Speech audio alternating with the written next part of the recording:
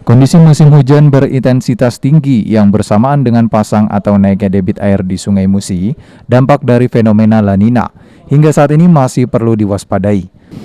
Kabid Penanganan Darurat BPBD Sumsel Ansori mengungkapkan bahwa seluruh masyarakat Sumsel yang bermukim di sepanjang wilayah timur atau perairan rentan banjir, baik banjir akibat kiriman dari hulu maupun akibat pasang air laut, seperti Muba, Banyuasin, Ogan Ilir, bahkan Palembang yang berada di dataran rendah.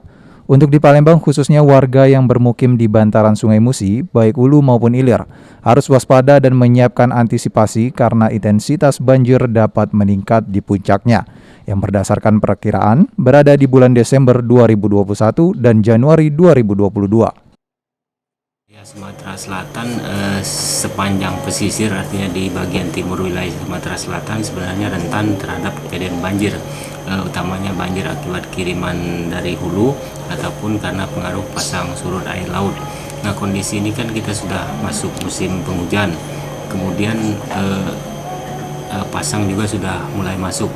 Nah, untuk wilayah-wilayah timur ini yang wilayah perairan tentu ini menjadi sangat rentan, utamanya di wilayah Musi Banyuasin, kemudian Banyuasin dan Ogan Ilir, bahkan ini sampai ke Palembang karena kita juga berada di dataran rendah. Kalau untuk di Palembang sendiri Pak, di daerah mana saja Pak yang kemungkinan itu terdampak?